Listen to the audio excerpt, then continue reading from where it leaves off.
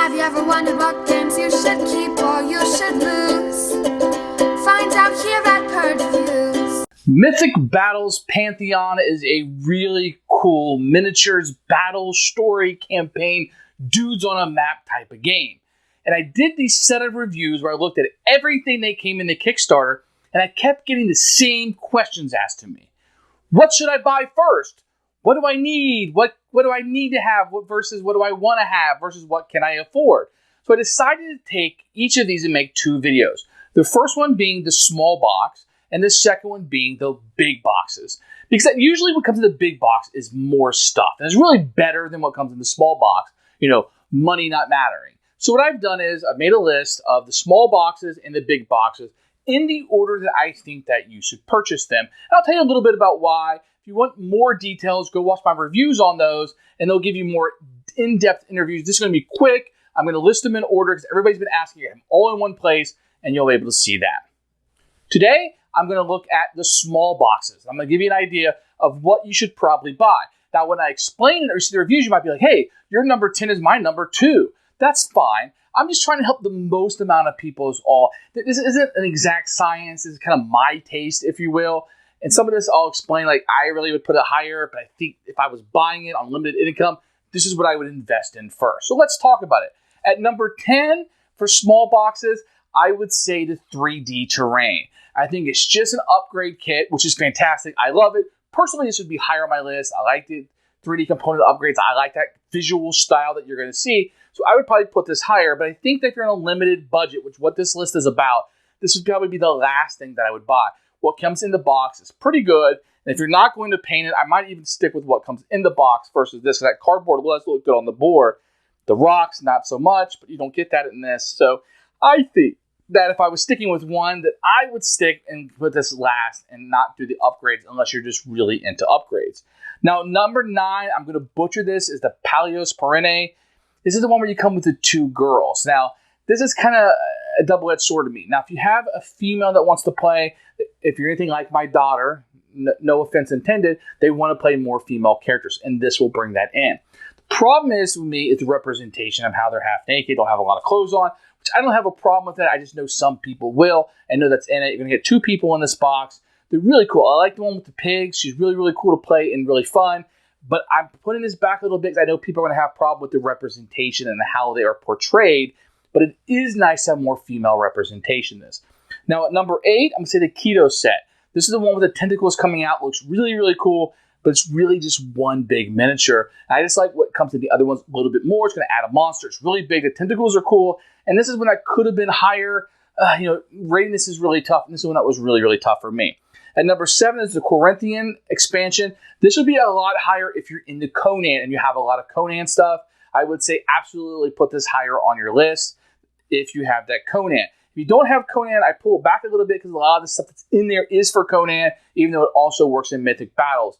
But if you have Conan and this and you play both, this might be the first thing that you get because it works for both gaming systems, and that's really cool. But I looked at this at just the Mythic Battles Pantheon, and I would say, probably this would be right around in this area, depending on how much fun you think you're going to have with it. I would put it a little bit lower because I like some of the other stuff better. Now, number 6 would be Atlas. This is a huge miniature. And it's funny this is so high on the list because it could be lower because it's just a miniature. But my golly, this thing is impressive. Now, you do get the cards and stuff for it in a different expansion, which I'll go into in the big box expansions. But this is one impressive miniature. If you're not going to get the other big box that goes with it, this will go down to like last because you don't get the cards and stuff that you need in it. But this thing is ultra, ultra impressive. If you're a good painter or has somebody can paint for you or just want to slap some paint on it, it is going to look 10 times better. So the Atlas one would be number 6. And number 5, you're looking at the Mana Core set. I really like the way this bad guy works. He's really cool about how he moves around. He does that running charge at you. I really like him quite a bit. The Mana Core is really cool. And I think that when you add him in, you're going to get some extras with him that work really good with the system. And I'll leave it at that. You can look at more in my detailed review. Number 4 is Ichidra's Children. Sorry, I know I'm mispronouncing that. But you get some really cool sculpts in this, and you get some things that can really add. You're looking at multiple sculpts now, a little bit smaller, but they work really, really nice into the system, and I like moving them around and utilizing them. And this is one that I tend to use a lot in the scenarios. I like the way they work, and they do have an interesting story with them. Number 3 is the Judges of the Undead. I love this set. This set is so great. These sculpts are so scary.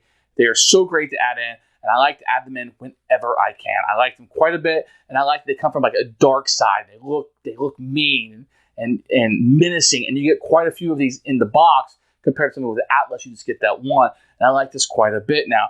I also love their powers and the sculpts, the way they look. I think these are very impressive, especially when they're not like the biggest things you're going to get on the map, like the Ketos or the Atlas. But this is really, really good stuff here.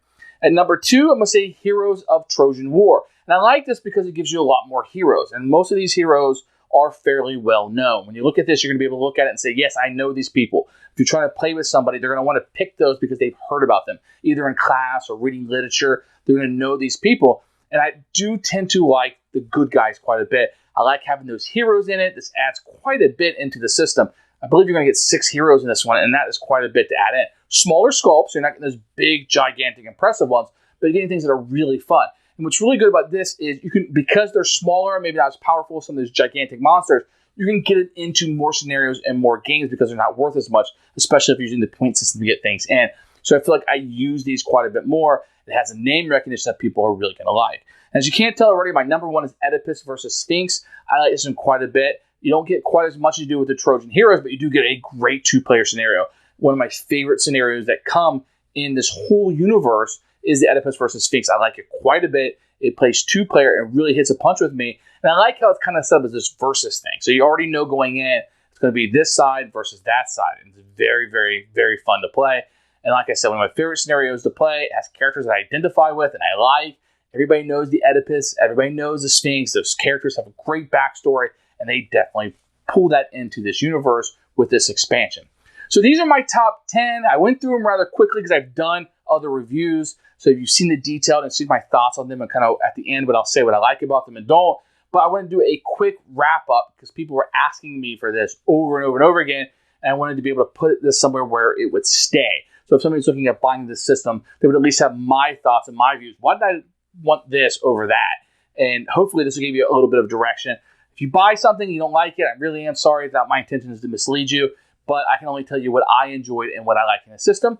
Thanks for watching. If you find this video helpful, please subscribe to the channel. It really helps out, and you can help this channel grow, and we can do more videos. Thanks for watching the video. I really appreciate you tuning in. If you liked it, please like it and hit that little subscribe button. That really helps out the channel, lets us know that you're getting the videos that you want.